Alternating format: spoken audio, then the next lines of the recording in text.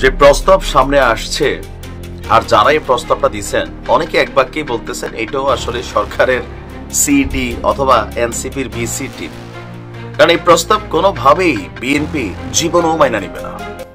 আজকে বেগম খালেদা জিয়ার বাংলাদেশে আসা এবং কি ডক্টর জুবাইদা রহমানের বাংলাদেশে আসার পর যে দৃশ্যপট সারা বাংলাদেশ দেখছে, এতে কোনোভাবে সন্দেহ নাই যে নির্বাচন হইলে বিএনপি একাই ক্ষমতায় যাবে। সো বিএনপি কোনোভাবেই এই মুহূর্তে ক্ষমতাকে ভাগাভাগি করা অথবা জামাতকে সাথে নিয়ে অথবা ডক্টর ইউনূসকে প্রেসিডেন্ট বানাবে মনে হয় না বিএনপি আসলে এই ধরনের সিদ্ধান্ত নিবে।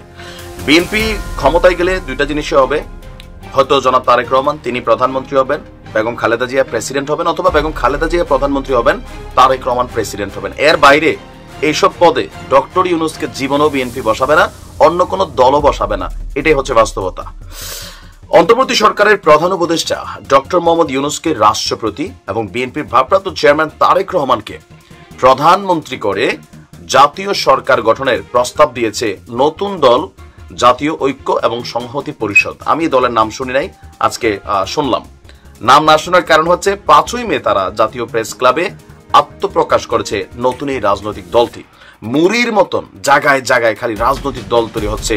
তথ্য বলছে গেল 8 মাসে প্রায় 30টার কাছাকাছি রাজনৈতিক দলের আত্মপ্রকাশ ঘটছে। এগুলো সবগুলাই এনসিপি, বিসিপি, ডিসিপি যারা আছে এদেরই ভাই ব্রাদার। বিভিন্ন দেখবেন যে এদের সবার এথিক্স গুলো, এজেন্ডা গুলা একই থাকে, খালি নতুন নতুন নামে সামনে আসে। আবার 2-4টা আছে চোরবাটপারদের দল, জানেন যে ডেস্টিনি সহ বেশ কয়েকটা দল সামনে আসছে। আচ্ছা, সভায় নাজমুল হককে আহ্বায়ক করে 20 সদস্য বিশিষ্ট কমিটির এই নতুন দলটি জাতীয় সরকারের রূপরেখা এবং নতুন মন্ত্রিসভা আনুপাতিক হারের একটা প্রস্তাবও তুলে ধরেন। ডক্টর ইউনূস হবেন রাষ্ট্রপতি, বদিউল আলম মজুমদার উপরাষ্ট্রপতি, তারেক রহমান প্রধানমন্ত্রী, জামাতের আমির ডাক্তার শফিকুর রহমান উপপ্রধানমন্ত্রী। এরকম হবে জাতীয় সরকারের রূপরেখা। এখন জাতীয় সরকার কি কোনো রাজনৈতিক দল চাইছে শুধুমাত্র এনসিপি, এছাড়া অন্যরা ওরকম ভাবে জাতীয় সরকার চাচ্ছে না। আবার ভিপিনুরও মাঝে মাঝে জাতীয় সরকারের কথা বলে।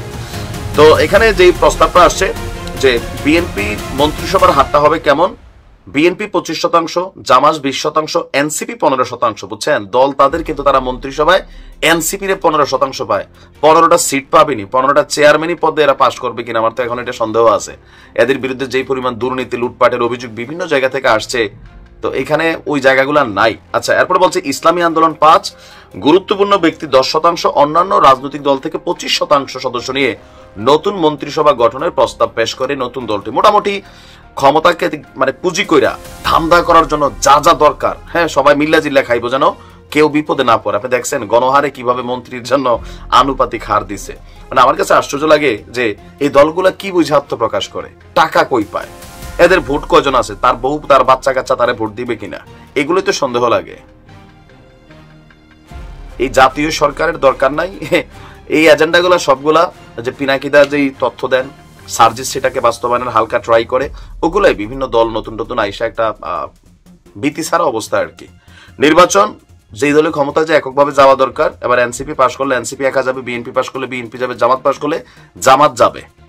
দেশে একটা সুষ্ঠু নির্বাচন দরকার।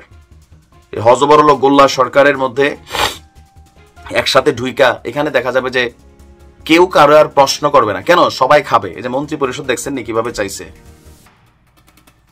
আর বিএনপি এটা জীবনও মানবে না। ভালো থাকবে।